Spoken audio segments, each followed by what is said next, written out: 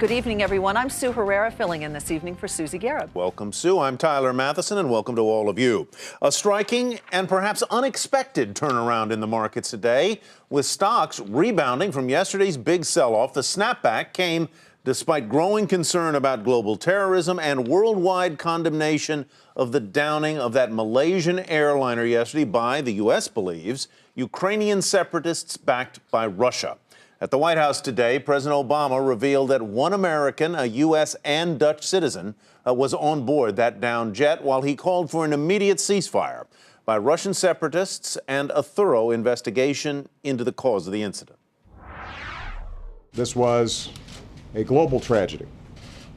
An Asian airliner was destroyed in European skies filled with citizens from many countries. So there has to be a credible international investigation into what happened. The UN Security Council has endorsed this investigation, and we will hold all its members, including Russia, to their word. John Harwood joins us now from Washington with the latest on Malaysia Airlines 17 and the reaction from leaders around the world. John, what is the latest out of Washington?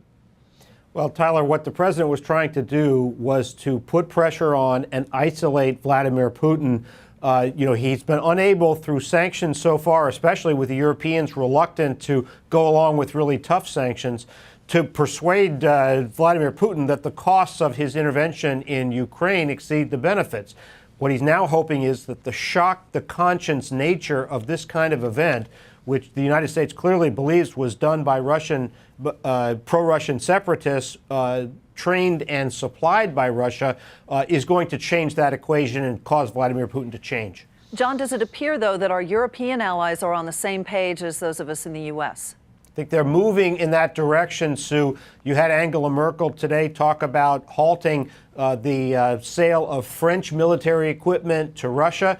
They're going to require proof through this international investigation that Russia was behind what happened. And one of the points that American officials have been making is that Russia lacks the separatists in eastern Ukraine lack the capability to operate the equipment needed to take down that airplane. So I think it's going to move slowly, but this is a game changer in terms of international public opinion and European public opinion. So I think the odds are good that they will be with the United States. You know, critics of the president have said that his response in this particular incident and with respect to Russia and the Ukraine generally has been notably weak. What would they have him do, and what other leverage does he have in that part of the world which is so far from military power of the United States?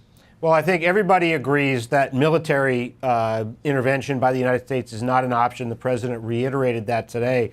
I think the criticism is that the president needs to strike a tougher tone, implement tougher sanctions, even at the cost of fallout for the U.S. economy. But I think this is a moment where those things are possible. The president was cautious today. He said, we don't want to get ahead of the facts. We want to see what the international investigation points up. Samantha Power, his UN representative, was a little bit stronger in her language, saying Russia must end this war. But I think the president's edging toward, and the rest of the world's edging toward, the kind of tougher stance that critics would have him take. So it sounds like that's the next step, or is there something else that needs to happen before that, John?